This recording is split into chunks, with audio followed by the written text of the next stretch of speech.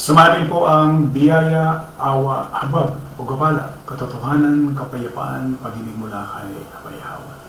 Isang magandang umaga, tanghali, hapon, gabi, sa lahat po ng inaabot ang pangaral ng munting channel ito sa iba't ibang panig ng buong, maging dito sa atin sa buong Pilipinas.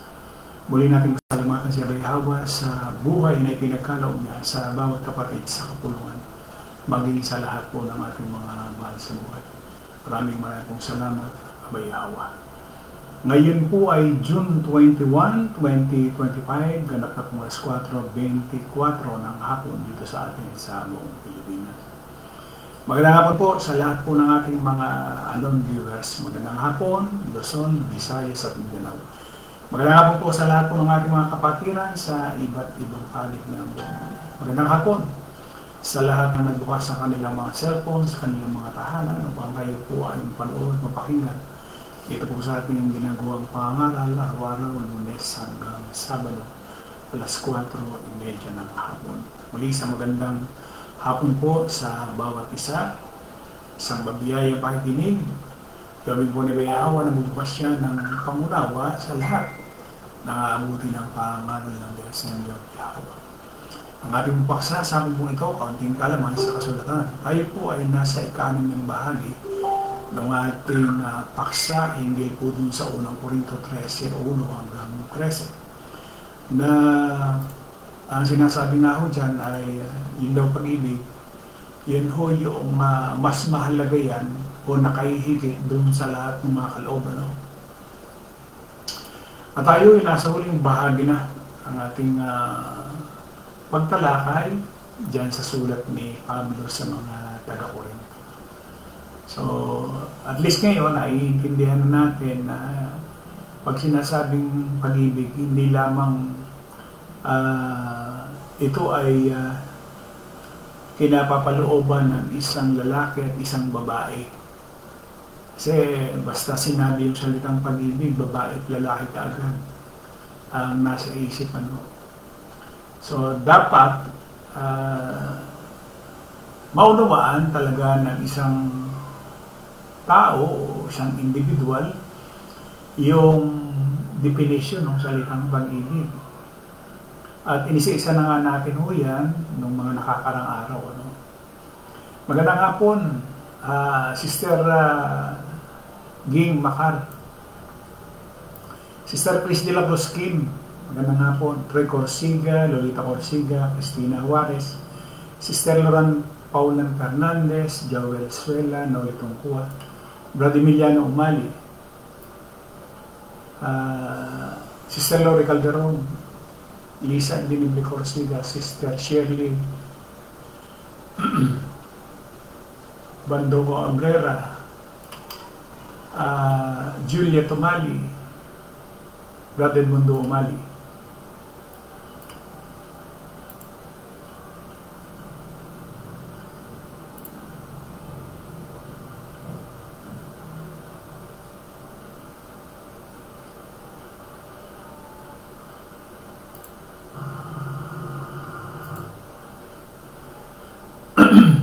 Cecil Manyoso, magandang hapon.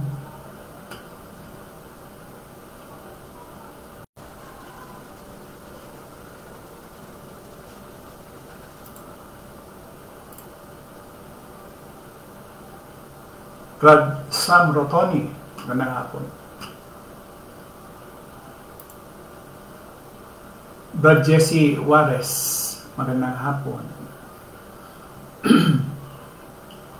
So, inisa-isa dito ni Pablo, doon sa unang Korinto 13, malayo ho ito doon sa kaisipan ng mga relihiyon, kaisipan ng mga individual, kaisipan ng nasa laman. Kasi pagka isang nasa laman, hindi ho kaya niya yung inisa-isa ni Pablo dyan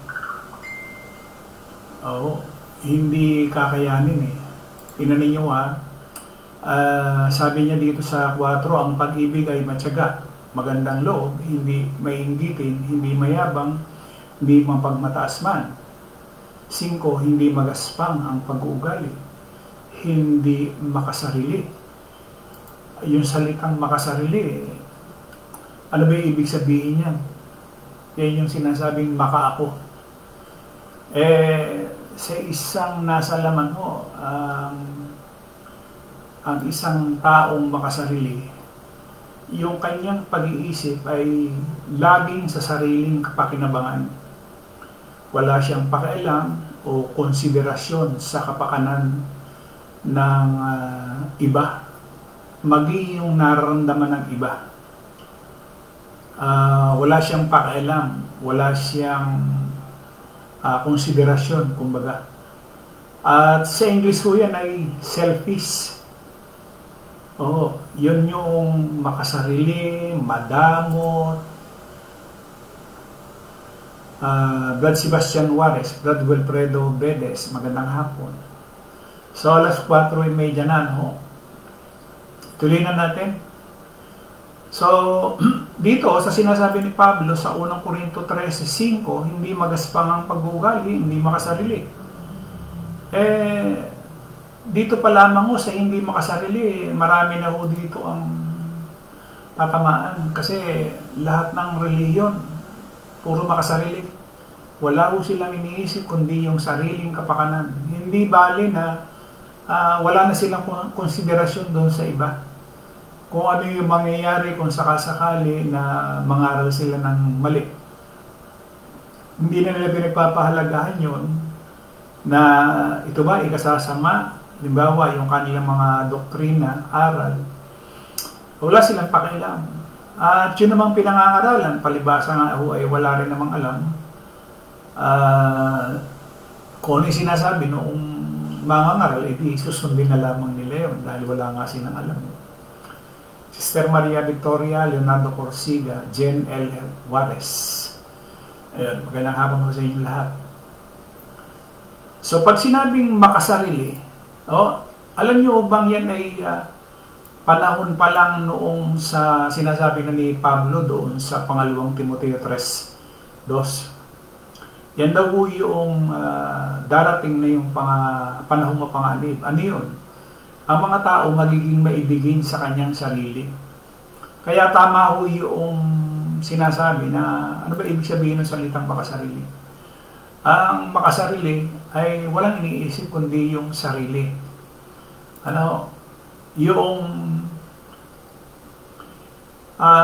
Ang pagiging makasarili ay hindi kapakipakinabang na ugali.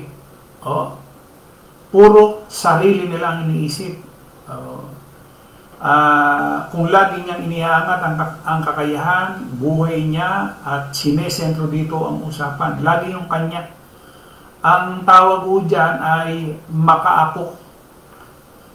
Kasama na rin ho dyan yung salitang sakim, ganid, maramot, At sabi nga ho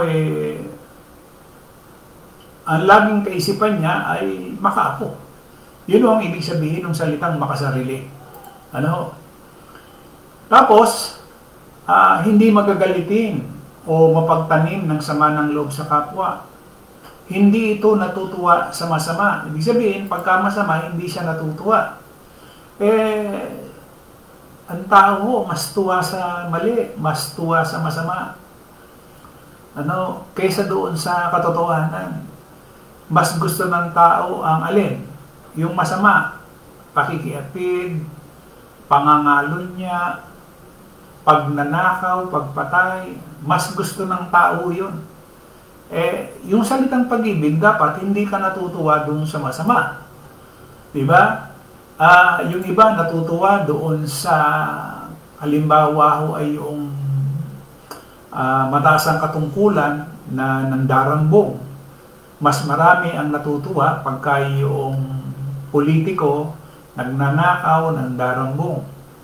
Ayaw nila noong politiko na hindi nagnanakaw. Tingnan ninyo sa panahon natin, pagka yung may butuhan, ang mga lumalabas na ibinoboto ng tao, yung mga may record ng pandarambong, may record na nagsamantala, may record ng pagpatay, Yun ang gustong-gusto ng tao. Kaya sinasabi nga ni Pablo na darating yung panahon na panahong mapanganib.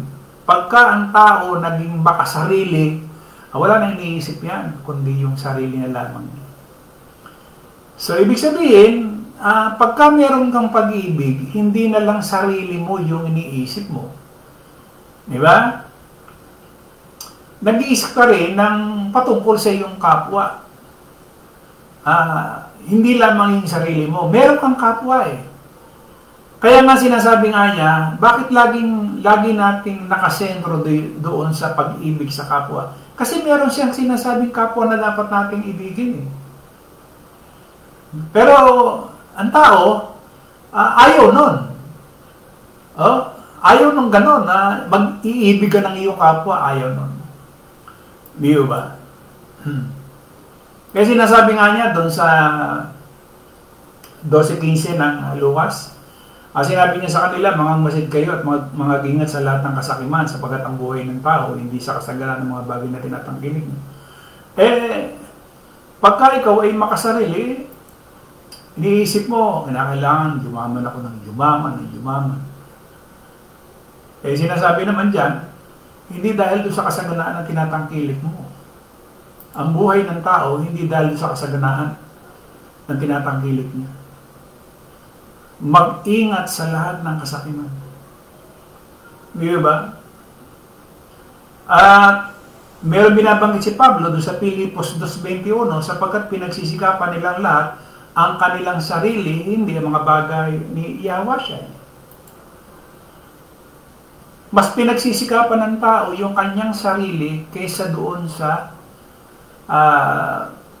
kay Abay Yahweh o sa Kristo. Nakita natin, magulo talaga ang mundong ito. Pagka umiral sa isang pinuno, yung salitang makasarili, giba na. Hindi na niya iniisip yung kapakanan ng tao o yung nasasakupan niya, basta yung sarili niya, maitaas niya. Lalo pagka ang pinuno ay diktador, baliwala sa kanya kahit na mamatay yung kanyang mga tao. Baliwala. Basta ang isang tao naging makasarili, wala na siyang iniisip kundi yung sarili niya, baliwala yung buhay ng kanyang nasasakupan. Basta yung sarili niya, masunod niya. Yan ay bunga ng mga taong diktador. Tayo nakaranas niyan. 6 na taon tayong nakaranas na walang iniisip yung diktador, kundi pumatay ng pumatay. Tingnan niyo, gustong-gusto pa ng marami yung punong yon. Bakit? Yan yung panahong mapanganib eh. Nila naiisip na ang sama pala nitong taong ito. Minura ang Kristo. Di ba? Napakasama. Pero, tingnan ninyo, gustong-gusto pa rin ng tao. Anong dahilan? Kasi nga, ang tao magiging makasarili.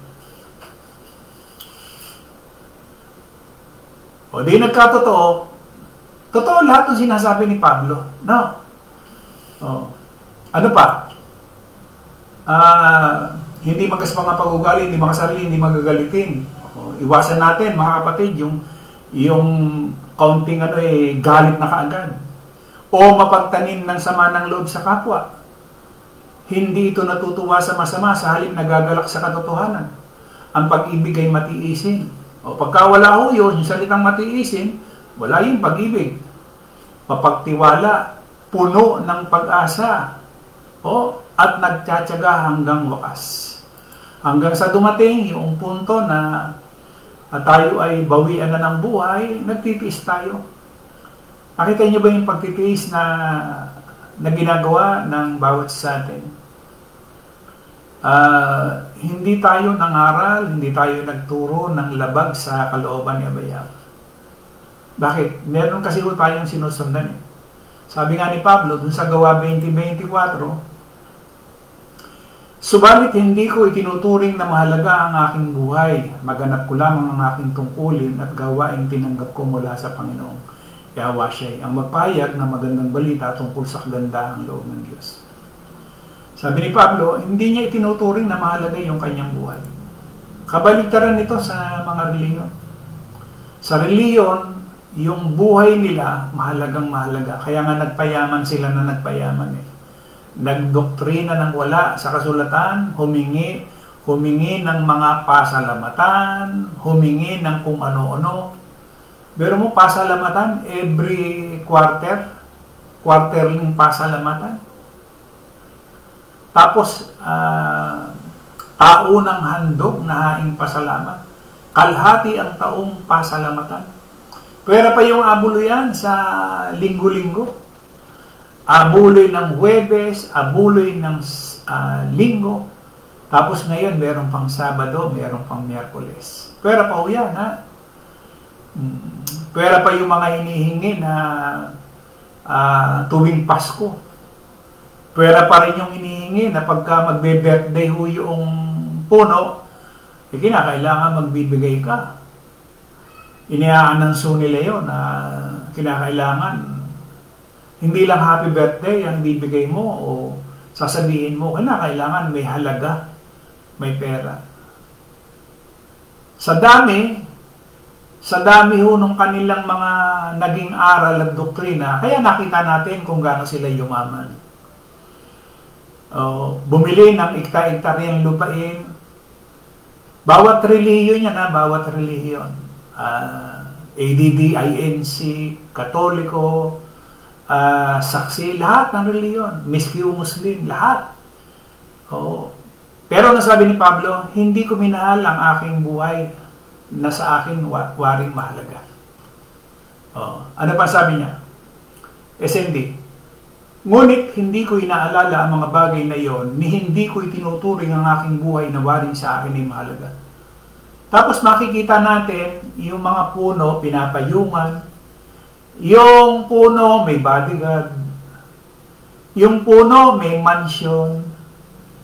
Yung puno, ang ganda ng bis, ang ganda ng sasakyan. Makikita mo lamang pagka dumarating na yung puno, no? Mangitian lang ng puno, tuwan-tuwa na yung mga miyembro. Yan yung panahong mapanganib. May ibigin sa sarili, ano pa? May ibigin sa salapi, mayayabang, mga mapagmalaki. Sinong reliyon ang hindi nagmalaki? Tapos mapagtungayaw, masuwayin sa mga magulang, mga walang turing, mga walang kabanalan. Walang kabanalan. Walang katutubong pag-ibig. Ayan na. Yan yung sinasabi ni Pablo. Ito, iniisa sa nating pag-ibig. Wala ho ito sa kanila. Kaya sinasabi niya, walang katutubong pag-ibig. Kasi hindi naman nila alam kung anong definition ng pag-ibig. Pagka sinabing pag-ibig, ang nasa isip lang ng tao, lalaki, babae. Nagmamahala, nagpapamilya, yun ang pag-ibig. Pero sabi mo yung salitang pag-ibig sa kapwa, wala nga iniisip eh. Talagang puro pamilya lang. Basta pag-ibig o pamilya yon. Wala siyang iniisip na kapwa. So asan? Asan yung pag-ibig? Ano sinasabi ni Pablo? Ano sabi niya? Makapagsalita man ako ng mga wika ng mga tao at ng mga anghel kung wala naman akong pag-ibig, para lang akong kampanang umaalingaw-ngaw o pumpyang na maingay. Kung ako man ay may kakayahang magsalita ng mensahe mula sa Diyos at umunawa sa lahat ng hiwaga, kung nasa akin man lahat ng kaalaman at lahat ng pananampalataya, ano ba't makapagpalipat ako ng bundok, ngunit wala naman akong pag-ibig, wala akong kabuluhan. Kahit nakapagpapalipat ka na pala ng bundok at wala kang pag-ibig, hindi. Wala rin sa isang. Walang kabuluhan. No? So, napakalalim nung definition ng pag-ibig sa kasulatan. 8. Matatapos ang kakayahang magsalita ng mensahe mula sa Diyos, titigil rin ang kakayahang magsalita sa iba't ibang wika. Lilipas ang kaalaman, ngunit ang pag-ibig walang katapusan. Kahit ko dito sa buhay na ito at hanggang sa darating, hindi ka na makakarating doon sa buhay na walang hanggan nang hindi ka makakaranas ng salitang pag-ibig o definisyon ng salitang pag-ibig. Hindi ka makakarating doon. Kung dito nga sa mundong ito, wala ka ng pag-ibig sa iyong kapwa, or wala kang pag-ibig kay Abay Hawa ng buong puso, ng buong lakas, ng buong pag-iisip, paano ka makakarating doon sa buhay na walang hanggan? Eh dito nga lang sa buhay na ito, hindi ka nga marunong umibig sa iyong kapwa. Di ba? Kapag ang isang tao maka-ako, makasarili, walang iniisip kundi yung sarili, paano ka makakarating doon sa buhay na walang hanggan? Ay ang kailangan doon para ikay makarating at magkaroon ka ng buhay na walang hanggan, inisa-isa ni Pablo. Ito yung pag-ibig. O, inisa niya. Matyaga, magandang loob, hindi maiinggitan, hindi mayabang, hindi mapagmataas, hindi magaspang ang pag-uugali, lagi kang low profile, hindi makasarili. Numero 1, yung pagiging makasarili ng tao, yung nasa laman, hindi magagalitin o mapagtanim ng sama ng loob sa kapwa. Hindi ito natutuwa sa masama. Sa halip, nagagalak sa katotohanan. Ang pag-ibig, matiisin, mapagtiwala, puno ng pag-asa, at nagtsatsaga hanggang wakas. Yung iba, nagpapakamatay. Bakit? Wala na hong pag-asa. Kumbaga, dead end. Lahat na nagpakamatay, dead end na. Wala na siyang masulingan, wala nang mahingaan ng tulong, kaya nagpapakamatay. Yung iba nga, dinadamay pa yung mga anak. Diba? Yung isang ginang, dinapay pa yung kanyang kaliliitang mga anak. Nagpakamatay, pinatay yung kanyang mga anak. Kahit tayo nyo ba yun? So, wala ho yung pag-ibig. So, ano mangyayari doon, Brad? Katulad ng mga bata, nagkandamatay.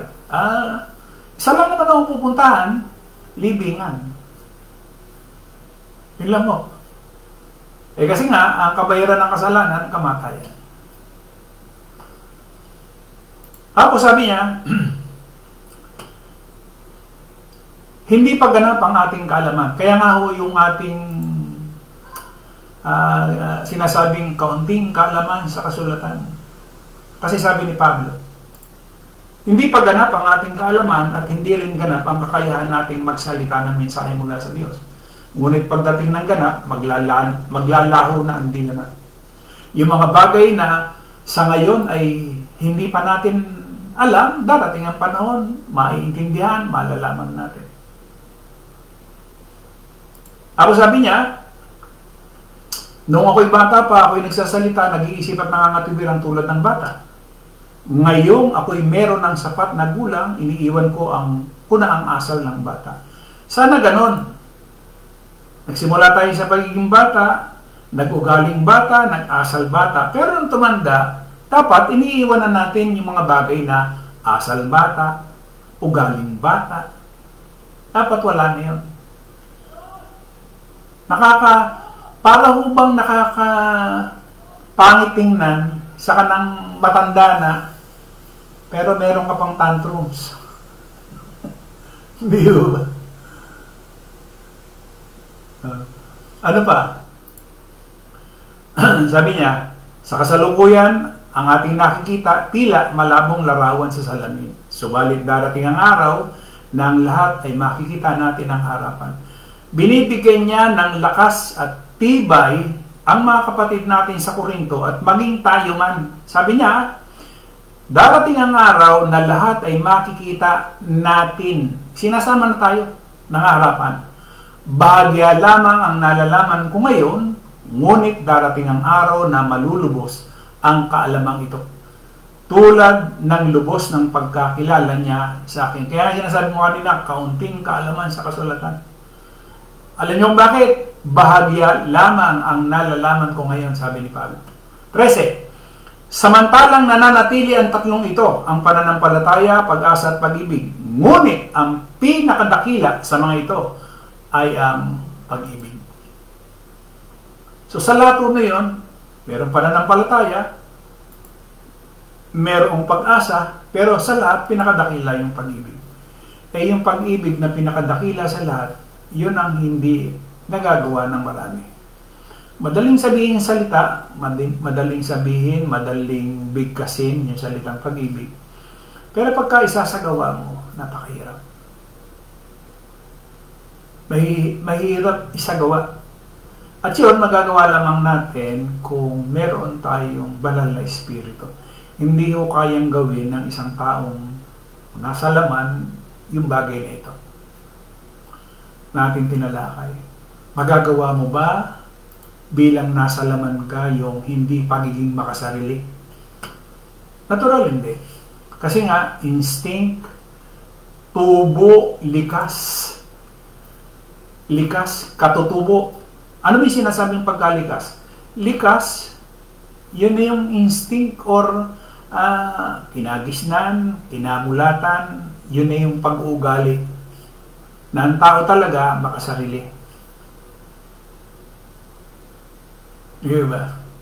Wala siyang iniisip kundi yung sarili. Baka ako. Kapag ito ay nabago yung ating pag-uugali, nabago. Sabihin, yung mga dati tayo makasarili, wala tayong iniisip, kundi sarili lang natin at nabago. Natuto na tayo ngayong lumingon, pakaliwa, pakanan, sa harap at saka sa likod. At gumagawa na tayo ng kabutihan doon sa ating nasa kaliwa, nasa kanan, nasa likod at nasa harap. Sinyalis lamang po yun na si Abay Yawa na sa atin. Bakit? Kasi ang Diyos ay pag-ibig. Si Abay Yawa ay pag-ibig. Di ba? Pinakita niya, nakitulad siya sa tao. Para lang ang tao magkaroon ng mabigay niya ng panibagong buhay. Magkaroon ng buhay na walang hanggan. Yun ang ginawa niya. Kaya sabi nga, napakabuti ni Abay Yawa. Bakit? Kasi noong unang siglo, sinasabi niya, ibibigay ko yung kaharian sa iba.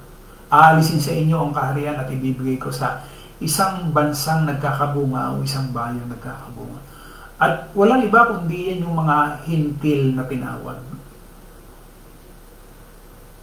Yung iba kasi ang paliwanag, yan yung mga nasa Pilipinas. Ang gusto nilang palabasin, yung kanilang iglesia. Iglesia ni Cristo, ang dating daan. Pero, yung hintil, kahit saan lugar ho yan, kay Pilipinas, sa Amerika, Israel, Jerusalem, sa Greece, Germany, Korea, China, natatawagin na bayawan ang mga hintil, yun, ibibigay sa kanila yung kaharian. Aalisin dun sa Israel, aalisin dun sa mga Hudyo, ibibigay ngayon dun sa bansang magkakabunga. Dating hindi bayan, ngayon naging bayan. Yun ang ibig sabihin, no?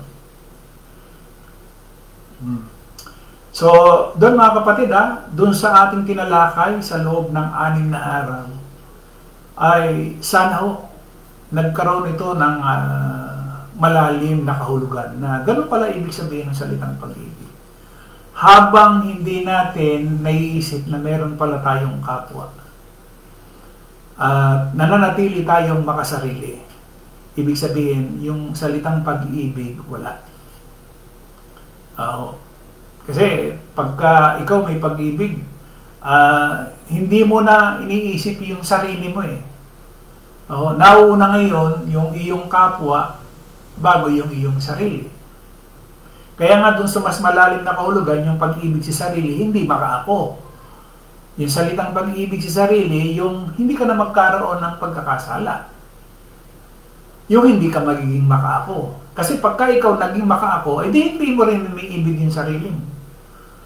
Diba? Ano ba yung maka-ako? Sasapit halimbawa yung birthday ko, reregaluhan ko yung aking sarili. O di maka-ako ka ron. Wala naman ang wikang nagbibigay sa akin, ay reregaluhan ko na lang yung aking sarili. Ano tawag ko doon? Maka-ako. Makasarili. Yun. Sakib. Pagka ganun, ang kaisipan ng isang tao nasa laman. Wala ho siyang espiritu o banal na espiritu. na nagtuturo sa kanya. Mali yan.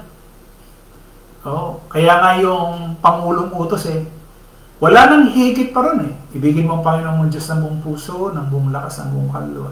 Kalawa, ibigin mo yung kapwa gaya ng pag-ibig mo sa iyong sarili. Wala nang higit pa. Walang utos na hihigit doon sa utos na yun. Wala na. So pag nagawa na natin yon, yun na. Di ba mga kapatid? Maliwanag ko, ang naging paksa natin, yung pag-ibig na kahihigit sa lahat ng kaloob. Kahit na pinagkalooban ka na makapangaral, pinagkalooban ka na makapagsalita ng iba't ibang wika, tapos wala ka namang pag-ibig, wala rin sa isa. Ibinigay mo man lahat ng iyong tinatangkilik at wala kang pag-ibig, wala rin sa isa. Di ba? Yan o yung pinakikita sa atin ni Yahweh. Kita natin, ipinangangalandakan yung libreng sopas, libreng pagkain. Samantala sinasabi ng kasulatan, yung ibinigay ng kaliwa, wag nang malaman ng kanan.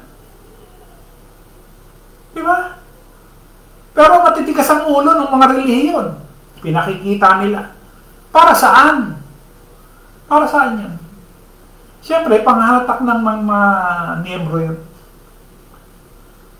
Yun po mga kapatid, sana ho, nabigyan ito ng pansin, aral, sa bawat isa sa ating sa kapulungan.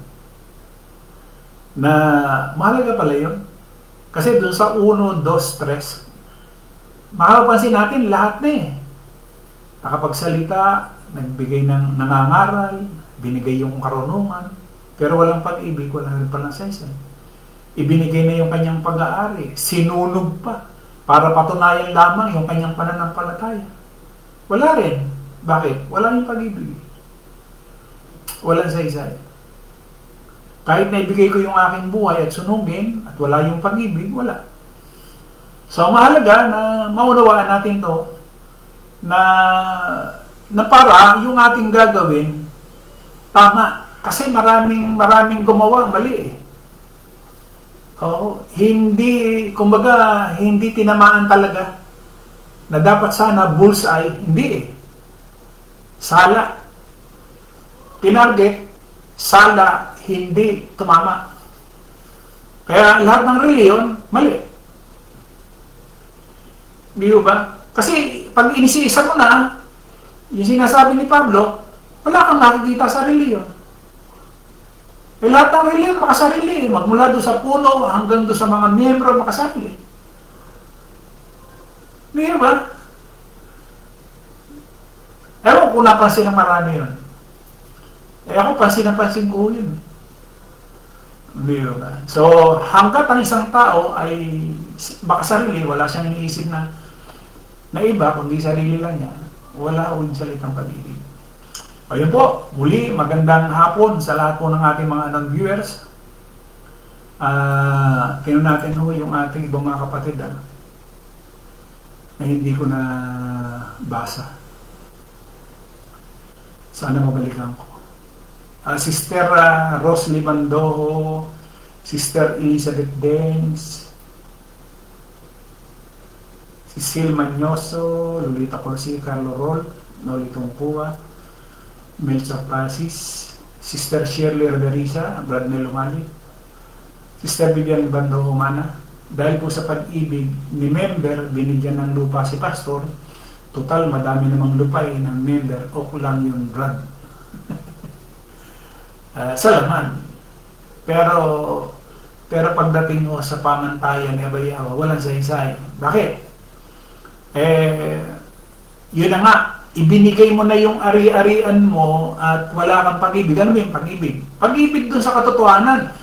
Ang sinasabi niya rito, hindi ito natutuwa sa masama. Yung pinagbigyan mo, masama. Bakit? Sinungaling. Wala namang inaaral si Abayahawa nung tungkol doon sa rapture. Wala namang siyang inaaral na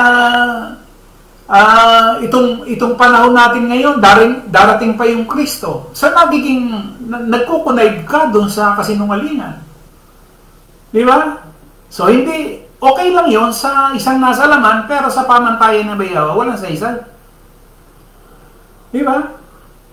Fernando Pronebo Abiliera, Sister Chris Gresola, ang ganda nga po.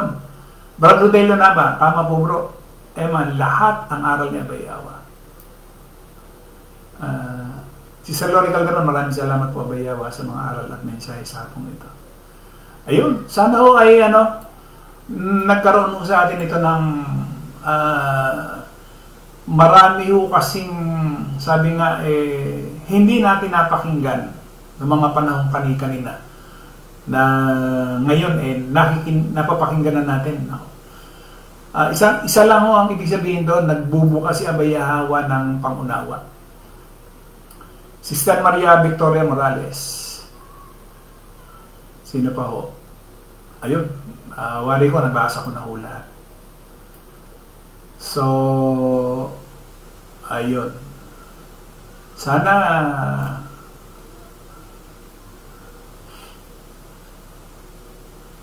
Noli Tungkua, maraming salamat Abayawa sa napakalinot-tapang ng aral. Mensahe sa kapulungan, hindi sa iyo bro Eman. Salamat sa magandang paksa at sa KKK. Salamat po kay Abayawa. Shirley Bandoho Abrera, Rodelia Nava, sa unang utos pa lang po bro, hindi na masusunod ng mga reliyon. Paano po magkakaroon pa sila ng pag-ibig? Tama yan totoo. Kasi, paano mangyayari na masusunod nila yung sinasabi niya samantalang hindi nga nila kilala si Abayawa? Hindi ba? Napakabigat. Kung alam lang ng maraming tao yung ating pinag-aaralan, at ipakikita talaga ni Abayawa, no? Siguro ang daming mabubuksan. Sa bagay nakasalalay lahat kay Abayawa lahat. Hindi naman natin pwedeng tayo ang gumawa. Wala naman tayong magagawa. Kasi siya yung nagbubukas ng pangunawa, tumatawag.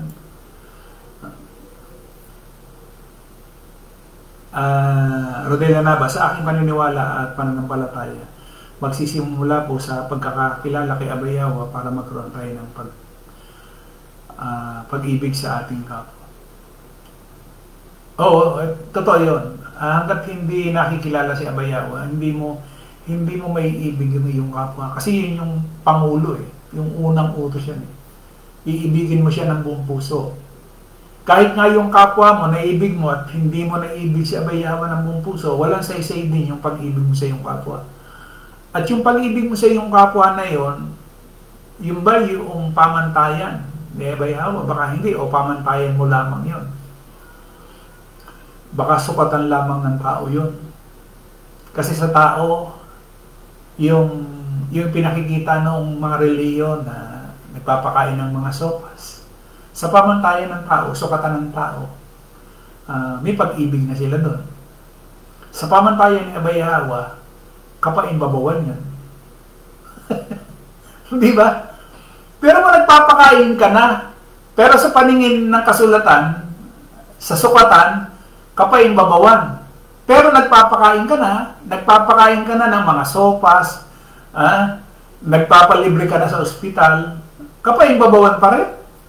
Yun ang sinasabi Kayong mga mapagpaimbabaw, sabi niya doon sa mga eskriba at mga pariseo. Lahat kasi pakitang tao, pagkatapos yung aral, doktrina, mali, wala sa kasulatan, hindi itinuro ni Pablo, o hindi lahat yun kapaimbabawan. At hindi akala lang ng marami, hindi ibig sabihin, kung nag-aral ka, naging ministro ka, tama na. Hindi yung totoo yun. Ang sukatan, walang iba kundi yung sinulat ng mga apostol. Di ba? Na may akda, siya ba Yahawa? Kung sukatan ng tao lamang, marami ang nalihis.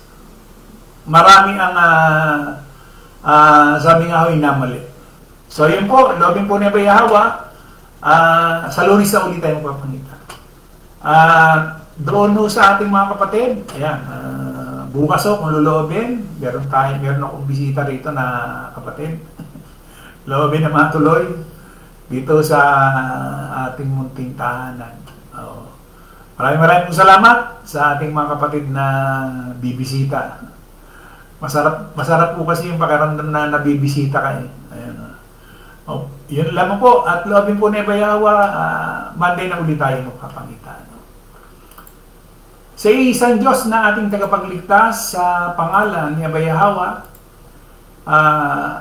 sumakanya nawa ang kalwalatian, ang karangalan, ang pag-aari, at ang kapangyarihan sa kauna ng panahon at ngayon at magpakailanman siya naman. Patuloy po tayong ingatan, gabayan at patuloy na pagpalain ni Abay Hawa na sa bawat segundo, minuto, oras, araw man o gabi na ating ilalagi sa mundong ito. Pagpapala, ni Abay Hawa ang siyang sumating lahat. Brother Rogelio Naba, sinabi po sa John 17:17, Bro Eman, siya ang katotohanan. Ito po, wala sa reliyon na katotohanan. Totoo yan. Wala talaga. Kaya nga ni isang reliyon, wala akong maliligtas sa kasalan. Hindi sa impyerno kasi lahat ng tao pupunta dyan sa libingan. Yung sa kasalanan, maraming tao hindi maliligtas sa kasalanan. Ibig sabihin, hindi ko talaga magkakaroon ng buhay na walang gan. Once na hindi ka na naligtas sa kasalanan, yung salitang buhay na walang gan, hindi mo na matitikman yun. Maikli yung naging panahon natin dito sa mundong ito, hanggang doon lang yun. Pero kung tayo ay makasusunod at loobin ni Abay Hawa hanggang sa ating katakdaan, yung buhay na walang hanggan ay pinapangako niya, makakamtan ng bawat isa sa atin. No? Uli, maraming salamat sa lahat po ng ating mga viewers, sa lahat ng mga inabot ng pangaral ito. Magandang hapon po sa ating lahat.